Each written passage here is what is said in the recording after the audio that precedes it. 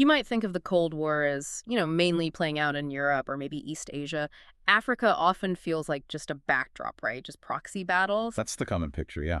But what if I told you about this one North African nation, newly independent, fiercely socialist, that didn't just survive the Cold War, but actively shaped it, even played the superpowers off against each other? It's a fantastic story, really. And that's what we're diving into today. Algeria's foreign policy, right in the thick of the Cold War. Specifically during the era of President Houari Boumediene.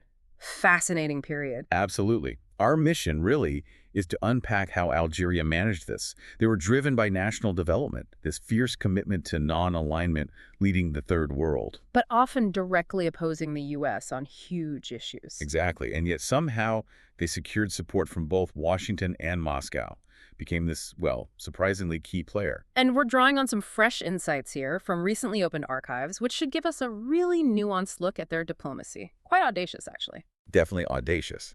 And to get it, you really have to go back to the beginning, Algeria's post-independence journey in the 1960s. Okay. So independence in 62. Right away, Algeria commits to non-alignment. And it positions itself as a leader for what they called the Third World, these newly independent nations trying to find their own way. So non-alignment from the get-go, powerful idea. But did that immediately create friction? How did the U.S. take it, especially under the first president, Ben Bella? Oh, absolutely. Friction right away. Ben Bella was openly socialist, supported causes like Vietnam, Palestine, things directly counter to U.S. policy. And the U.S. reacted? Pretty strongly, yeah.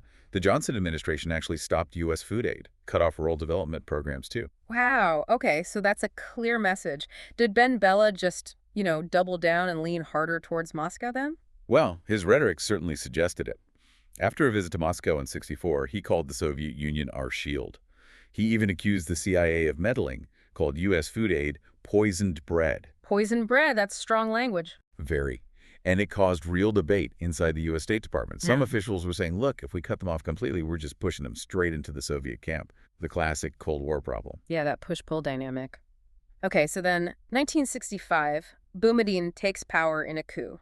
What were his first moves? Was Algeria still strategically important despite this internal upheaval? Well, his first few years were really about consolidating power. Yeah. He faced serious challenges, coup attempts, even an assassination attempt down the line. Right. But Algeria itself, still very strategic. Think about the Merz el-Kabir naval base. Huge deep-water port, bunkers built to withstand a nuclear attack. Ah, so attractive to both sides. Exactly. Both NATO and the Soviets saw the value. But things got really tense with the U.S. around '68, didn't they? Yeah, what happened there? It was the Al hijacking. An Israeli plane was hijacked and landed in Algiers. Algeria refused to let an Israeli crew come get it, siding instead with the Palestinian militants involved. Okay, so that really solidified their alignment with those movements. It did. And it definitely pushed U.S.-Algerian relations to probably their lowest point yet. So fast forward a year, 1969, Boumediene's more secure in power. Does he keep up this confrontational approach, or do things start to shift? We see a definite shift. He starts to recalibrate. The focus turns much more towards national development and, crucially, attracting foreign investment, even from the U.S. Interesting. A pragmatic turn. Very pragmatic. And a key part of this new strategy was something called Maghreb détente. Maghreb détente. Okay, break that down for us. What was it, and why was it so important for Boumediene? So the Maghreb is North Africa, Morocco, Algeria, Tunisia. Boumediene needed regional stability to launch this massive 4-year industrialization plan he had in mind. Right, secure the neighborhood first. Precisely. So he works to diffuse tensions, especially with Morocco and Tunisia. He signed the Ifrane Treaty with Morocco in '69, settled border disputes, agreed on economic cooperation, made a deal with Tunisia on oil transit fees too. Smart move, building stability close to home. How did the U.S. view these efforts, given Algeria's, Soviet ties? That's what's interesting.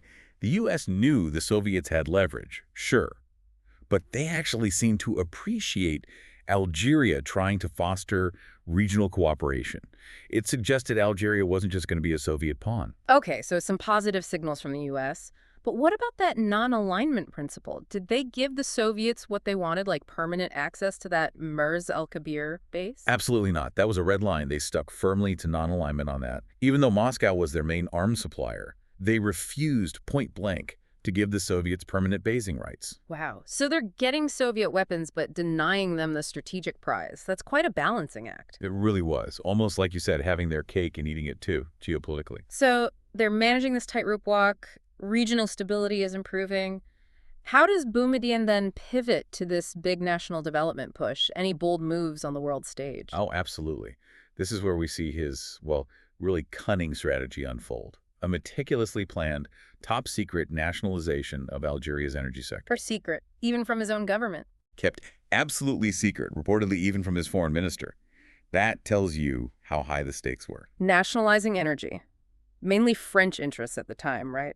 That sounds incredibly risky. How did that play out? Hugely risky. It led to really tense negotiations with France. Algeria eventually just unilaterally raised the price France paid for oil. France retaliated by pulling out all their technicians, basically trying to paralyze Algerian production. A sabotage attempt, essentially. And France launched this campaign, didn't they? The red oil letters, telling potential buyers the oil was stolen. They did. They tried to make Algerian oil toxic on the market, called it red oil. But here's the amazing part. Sonatrach, the Algerian national oil company, just adapted. How? They found independent dealers, companies not scared off by French pressure. Observers, like reporters from Le Mans, were astonished at how quickly they got production back up and found new buyers. France tried to block them, but Algeria just sold the oil anyway. Incredible resilience. And now, there's a fascinating U.S. angle here, too, isn't there? Something called Operation Tony. Yes. This is where the diplomacy gets really interesting. Boumediene had this secret back channel to Washington, a man named Musso Zagar. And Zagar's mission? To convince the U.S. that Algeria nationalizing French oil assets was actually good for America. How on earth did he argue that? He argued it would open up economic opportunities for U.S. companies, and, crucially, it would help neutralize potential Soviet dominance in Algerian energy. A non-aligned Algeria controlling its own oil was better for the U.S. than a French-dominated one, or potentially a Soviet-influenced one. And the U.S. bought it. They did. They gave Algeria a pledge of non-intervention. Yeah. And then Algeria did something very smart. Oh, is that? They immediately settled compensation claims with the American oil companies involved, Esso, Newmont, Shell, very quickly. Compare that to the drawn-out fight they had with France. Ah, so they made it easy for the U.S. to look the other way, basically, showing they could be reasonable partners. Exactly.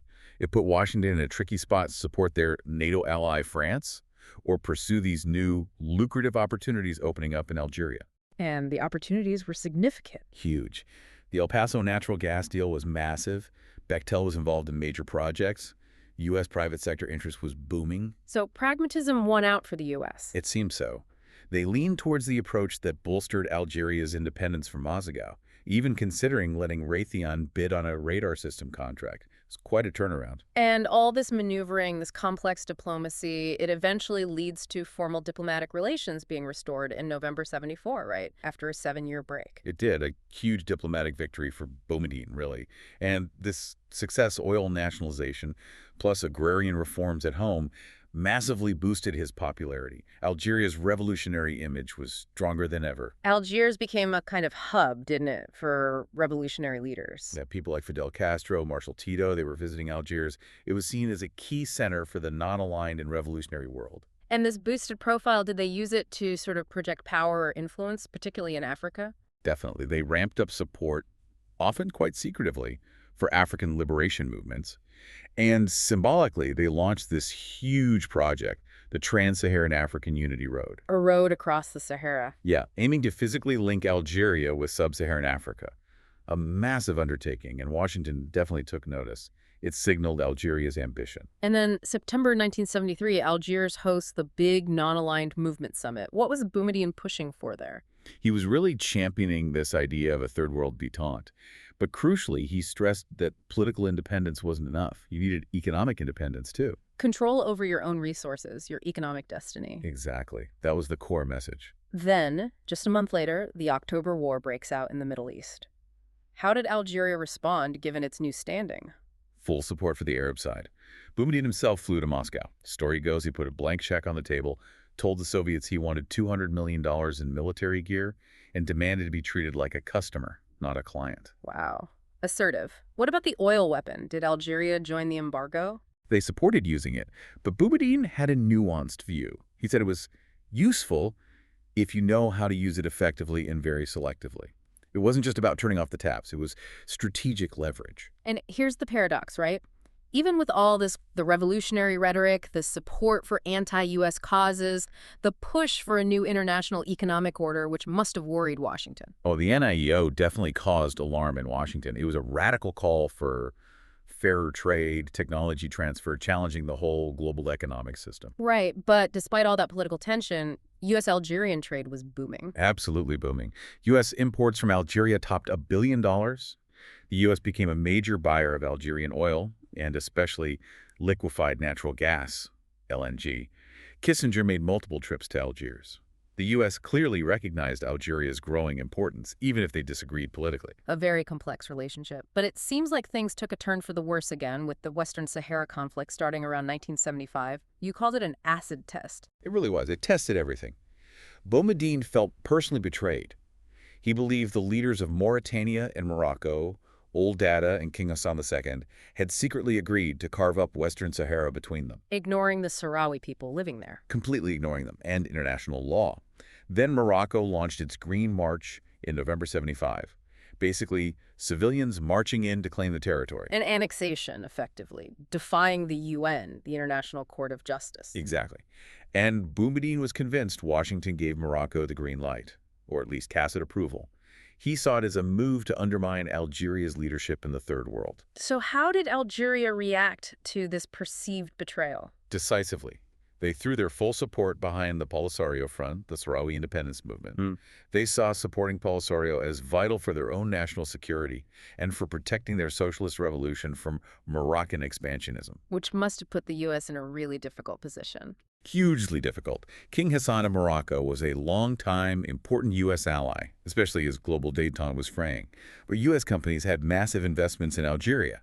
So a real split within the U.S. government. You bet. Intense debates. Some officials argued strongly for backing Morocco, seeing Algeria as basically pro-Soviet. Others warned, don't abandon Algeria. Look at the economic potential. Look at their independent streak. It was a classic conflict between strategic alliances and economic interests. And Boumediene's reaction to Morocco's move, he basically declared that Maghreb détente was finished, right? I declared it dead and started talking about a different kind of unity, a Maghreb of the people, built from the ground up through solidarity, not top-down deals between leaders he no longer trusted. A real hardening of his position. So in his final years, 1977, 1978, was his focus mainly internal then, safeguarding the revolution? Very much so. Internal development, consolidating the socialist path. But he was still playing the international game very shrewdly. How so? This raises a key question. How did Algeria manage to use the U.S.'s own policies, particularly under Carter, to its advantage, despite all the disagreements? It was quite clever, actually. They skillfully used the Carter administration's new focus on human rights and its restrictions on arms sales. How did that help Algeria? They used it to lobby against U.S. arms flowing to Morocco for the Western Sahara conflict. And it worked. To an extent, it put pressure on King Hassan, forcing him to secretly reach out to Algeria to try and negotiate. That's fascinating. Using American principles against an American ally. Were there tangible results from this pressure? Yes. King Hassan actually canceled a planned visit to the U.S. And, maybe not coincidentally, some big LNG contracts for American companies in Algeria got approved very quickly around that time. So a bit of carrot and stick from the U.S., perhaps, influenced by Algerian diplomacy. What about the wider Middle East? Sadat's visit to Israel happened around then. Algeria was furious. They vehemently opposed Sadat's move.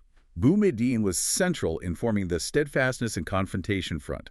Algeria, Syria, Libya, South Yemen, the PLO to oppose the Camp David process. He really went all out. He did extensive diplomatic tours, rallying Arab opposition, and significantly, he worked hard to elevate the Sahrawi cause, trying to put it on the same level of importance as the Palestinian struggle in Arab capitals. And throughout all this, the Soviet connection, still getting arms. Yes, still a major recipient of Soviet weapons.